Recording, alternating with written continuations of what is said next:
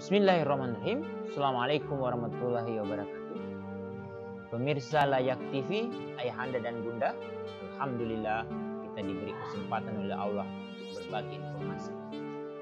Kali ini kita akan berbagi informasi insyaallah tentang Simponi, sistem informasi online perlindungan perempuan dan anak. Simponi ini merupakan pusat data yang dikembangkan oleh Kementerian Pemberdayaan Perempuan dan Perlindungan Anak untuk memenuhi jawaban atas pertanyaan terkait dengan data-data kekerasan yang dialami oleh perempuan dan anak. Pemerintah Indonesia dalam upaya perlindungan terhadap perempuan dan anak telah menerbitkan Undang-Undang Nomor 23 tahun 2004 tentang penghapusan kekerasan dalam rumah tangga. Untuk menjawab undang-undang ini, pemerintah melalui pemerintah provinsi dan pemerintah kabupaten kota, mereka mengembangkan peraturan daerah, peraturan gubernur, dan peraturan bupati wali kota dengan membentuk unit layanan penanganan kekerasan dengan beragam nama. Yang terakhir yang dikembangkan itu adalah UPTD. Semua informasi yang dikembangkan oleh UPTD ini yang kemudian oleh Kementerian Pemberdayaan Perempuan mengembangkan satu sistem, yaitu Simponi, sistem informasi online perlindungan perempuan dan anak, yang dapat diakses oleh semua unit layanan penanganan korban dan kekerasan. Bagi kita juga dapat mendapatkan informasi ini secara real time dan akurat untuk menuju satu data kekerasan nasional. Seperti apa tampilan data itu? Ini kita akan perlihatkan.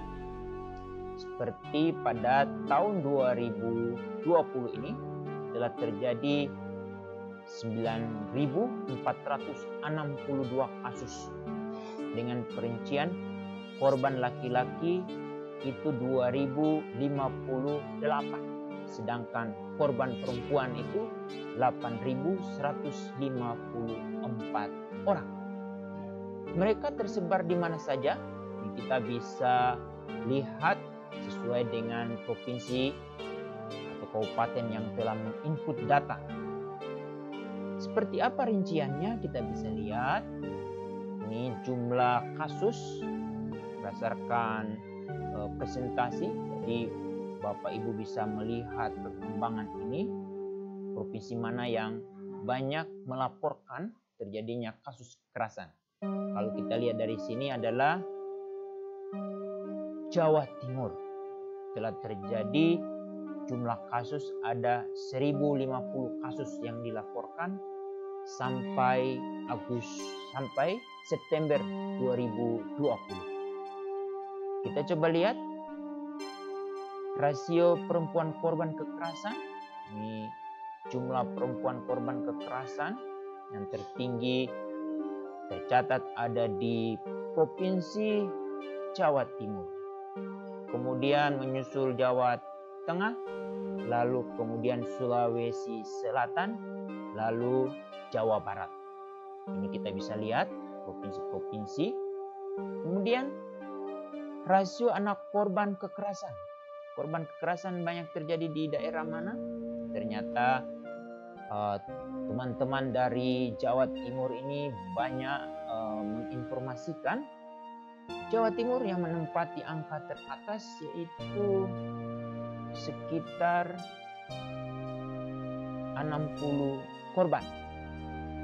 Lalu Jawa Tengah 654 korban.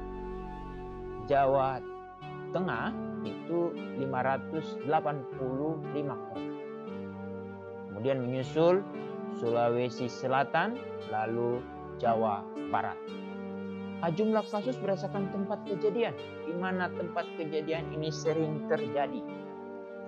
Dari angka yang kita lihat adalah rumah tangga. Itu terjadi 5.587. Kemudian menyusul tempat lainnya itu ada sekitar 2.112. Lalu fasilitas umum itu terjadi 1.186. Kemudian menyusul tempat lainnya yaitu sekolah, lalu tempat kerja, dan di lembaga pendidikan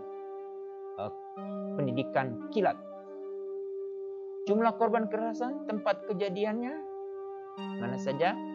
Kita bisa lihat. Ini rumah tangga. Kemudian lainnya, lalu fasilitas umum, sekolah, kemudian tempat kerja. Bagaimana dengan jenis kekerasan yang dialami oleh korban?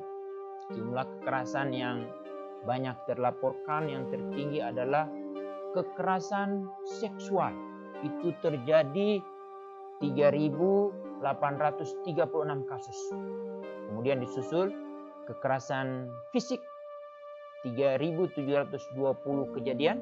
Lalu kekerasan psikis 2.944 kasus. Lalu juga yang perlu mendapat perhatian, kasus penelantaran itu 994. Kemudian lainnya ada 873. Dan tercatat pada tahun 2020 ini terlaporkan ada 174 korban kasus trafficking, dan yang tereksploitasi ada 98 kasus.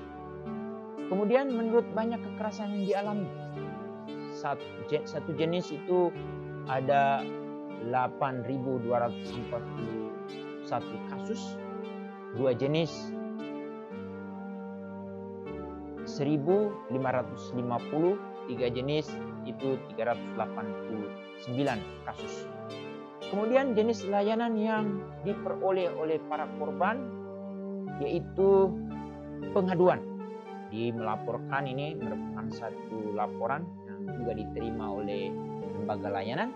Ada 3.493. Kemudian layanan kesehatan itu diterima oleh 2.262. Bantuan hukum itu diterima oleh 1.516. Lalu rehabilitasi sosial 763. Kemudian penegakan hukum 426. Jadi dari total kasus yang ada, yang mendapatkan penegakan hukum itu 426. Kemudian reintegrasi sosial 135. Kemudian pemulangan 82. Dan terakhir pendampingan tokoh agama ada 98 kasus. Kemudian korban menurut banyaknya layanan, ada yang mendapat 1 kali, 2 kali, 3 kali, 4 kali, dan jenis. Korban berdasarkan usia berapa saja yang mengalami kekerasan terbanyak. Ternyata yang menempati urutan tertinggi itu dialami oleh anak-anak usia 13 sampai 17 tahun. Ini masih kategori anak. Kemudian kekerasan dialami oleh mereka yang berusia 25 sampai 44 tahun. Ini anggota kepala rumah tangga atau ibu rumah tangga yang mengalami kekerasan itu 2.652 korban. Lalu disusul oleh anak usia 6 sampai 12 tahun 1.818. Kemudian yang usia 18 sampai 24 tahun. Ini menikah muda ini biasanya 1.078 kasus. Lalu disusul oleh anak usia 0 sampai 5 tahun 678 kasus. Tetapi kekerasan ini juga dialami oleh mereka yang berusia 45 sampai 59 tahun. Tetapi yang sangat menyedihkan, ternyata ada juga yang mengalami kekerasan itu mereka yang berusia di atas 60 tahun. Itu sekitar 65 orang. Lalu pertanyaannya, mereka-mereka yang melakukan kekerasan ini pendidikannya seperti apa? Ternyata yang sering mengalami, itu yang menjadi korban kekerasan ini, pendidikan di atas usia SLTA. Itu ada 3020. Kemudian SLTP menyusul yang SD, kemudian tidak ada data. Tapi yang menarik, ada korban yang mengalami kekerasan itu berpendidikan tinggi. Itu dialami oleh 846 korban. Pelakunya ini siapa? Ternyata pelakunya ini berjenis kelamin laki-laki, banyak sekali. Ini jadi catatan bahwa ternyata laki-laki banyak melakukan perendahan martabat terhadap kemanusiaan. Itu mereka ada 7.097 kasus. Sedangkan yang menjadi pelaku perempuan itu 829.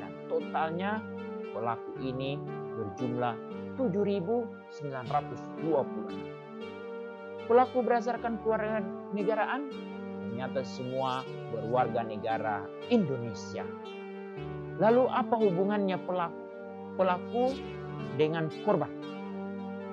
Ini angka paling tinggi ini adalah hubungannya sebagai suami istri. Itu ada di 2165. Kemudian pacar atau teman baru jadi pacar untuk sudah menjadi pelaku. Ini yang menjadi catatan. Ini ayahanda dan bunda perlu kita ketahui bersama-sama. Itu ada 1629 kasus. Kemudian ada guru, ada orang tua, dan ada juga orang yang tidak dikenal. Ini ibu bapak, semua yang kami jelaskan ini kita bisa ketahui secara real time dengan mengunjungi Simponi yang datanya bisa kita lihat per provinsi edarannya. Misalnya kita mau melihat bagaimana dengan kejadian di Jawa Timur yang paling tinggi itu. Seperti ini datanya. 853 kasus korban perempuan, korban laki-laki ada 200. Ini kita bisa lihat angka sebarannya. Ini ibu bapak yang bisa kami sampaikan. Semoga informasi yang kami sampaikan ini berguna bagi kita semua untuk selalu memperjuangkan untuk penghapusan kekerasan dalam rumah tangga. Kekerasan dalam rumah tangga merupakan kejahatan terhadap martabat kemanusiaan. Maukah kita menghentikan ini semua? Mari kita lindungi perempuan dan mari kita lindungi anak-anak kita. Sehingga mereka menjadi individu yang selalu aman, nyaman, tinggal bersama kita. Demikian, Assalamualaikum warahmatullahi wabarakatuh.